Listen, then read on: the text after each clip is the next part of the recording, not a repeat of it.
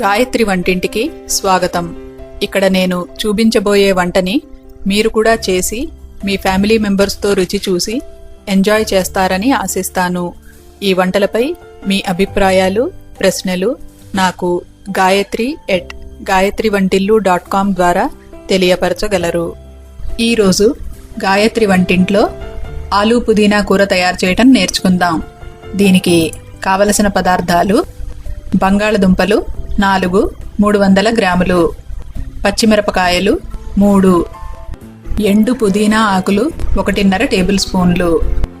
ఎండు పుదీనా ఆకుల బదులు తాజా పుదీనా ఆకుల్ని కూడా వాడచ్చు, కానీ ఈ కూర ఎండు పుదీనా ఆకులని ఉపయోగించి తయారు చేస్తే మంచి సువాసనగాను రుచిగాను ఉంటుంది.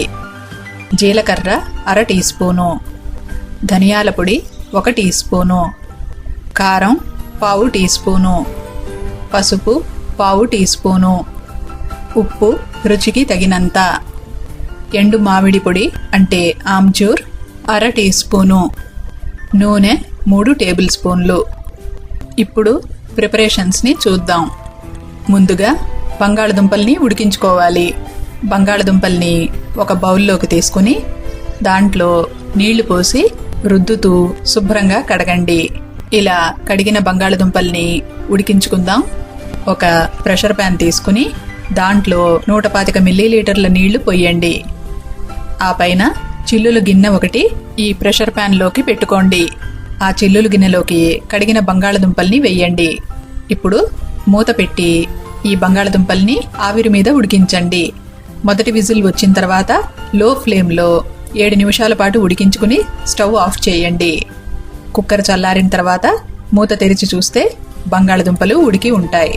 ఎక్కువ నీళ్లు పోసి ఉడికించటం కన్నా ఈ రకంగా చిల్లులు గిన్నె పెట్టుకుని ఆవిరి మీద ఉడికించుకుంటే బంగాళదుంపలు నీళ్లు ఎక్కువగా పీల్చవు. ఈ బంగాళదుంపల్ని ఒక ప్లేట్లోకి తీసుకుని కొద్దిగా చల్లారనివ్వండి. చల్లారిన ఈ బంగాళదుంపలకి పై పెచ్చుల్ని తీయండి. ఇప్పుడు ఈ ఉడికించిన బంగాళదుంపల్ని చిన్న చిన్న ముక్కలుగా కట్ చేసుకుని ఒక ప్లేట్లోకి తీసుకుని పక్కన పెట్టుకోండి. పచ్చిమిరపకాయల్ని శుభ్రంగా కడిగి వీలైనంత సన్నగా తరుక్కుని ఒక ప్లేట్లోకి తీసుకుని పక్కన పెట్టుకోండి.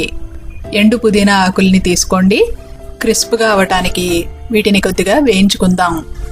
స్టవ్ మీద మూకుడు పెట్టుకుని వెచ్చబెట్టండి. దాంట్లో ఈ ఎండు పుదీనా ఆకుల్ని వేసుకుని కలుపుకుంటూ లో ఫ్లేమ్లో వేయించండి. కాసేపు అయ్యేసరికి అవి క్రిస్ప్గా అవుతాయి. అప్పుడు వాటిని ఒక ప్లేట్లోకి తీసుకోండి. ఇప్పుడు వీటిని వేళ్లతో నలిపారంటే వేయించి పెట్టుకున్నాం కదా, క్రిస్ప్గా అయినాయి కాబట్టి తేలిగ్గా నలుగుతాయి. ఇలా పుదీనా ఆకుల్ని నలుపుకుని ఒక ప్లేట్లోకి తీసుకుని పక్కన పెట్టుకోండి. ఇప్పుడు ఈ కూర తయారు చేసే విధానాన్ని చూద్దాం. స్టవ్ మీద మూకుడు పెట్టుకుని వెచ్చబెట్టండి. దాంట్లో నూనె వేసుకుని కాయండి. నూనె కాగిన తర్వాత ఇందులో జీలకర్ర వేసుకోండి. ఆ పైన సన్నగా తరిగిన పచ్చిమిరపకాయల్ని కూడా ఇందులో వేసి కలుపుకుంటూ వేయించండి. పచ్చిమిరపకాయలు నూనెలో వేగితే కారం పోతుంది. ఇప్పుడు ఇందులో పసుపు, ధనియాల పొడి, కారం, ఆ పైన ఎండు మామిడి పొడి ఇవన్నీను వేసి కలపండి. ఈ రకంగా కలుపుకున్న తర్వాత ఇందులో ఉడికించి ముక్కలుగా చేసి పెట్టుకున్న బంగాళదుంపల్ని వెయ్యండి. పసుపు, కారం వగైరాలన్నీ ఈ బంగాళదుంపల ముక్కలకి అంటేటట్టుగా బాగా కలపండి. ఇప్పుడు ఈ కూరకి సరిపడినంత ఉప్పుని వెయ్యండి. ఆ పైన నలిపి పెట్టుకున్న ఎండు పుదీనా ఆకుల్ని కూడా ఇందులో వేసుకుని గరిటెతో బాగా కలపండి.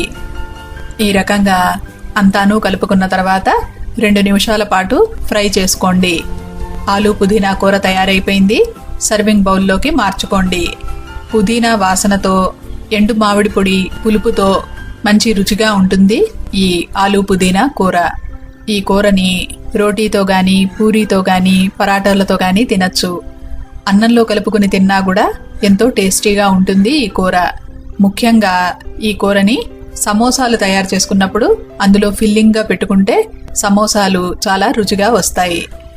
తేలిగ్గా తయారైపోయే ఈ కూరని మీరు కూడా తయారు చేసుకుని రుచి చూస్తారని ఆశిస్తాను. ఈ రెసిపీకి సంబంధించిన డీటెయిల్డ్ డిస్క్రిప్షన్, టిప్స్ మీరు నా వెబ్సైట్లో చూడగలరు. ఇలాంటి మరెన్నో వంటలని మీరు నా వెబ్సైట్ gayatrivantillu.com లో చూడగలరు.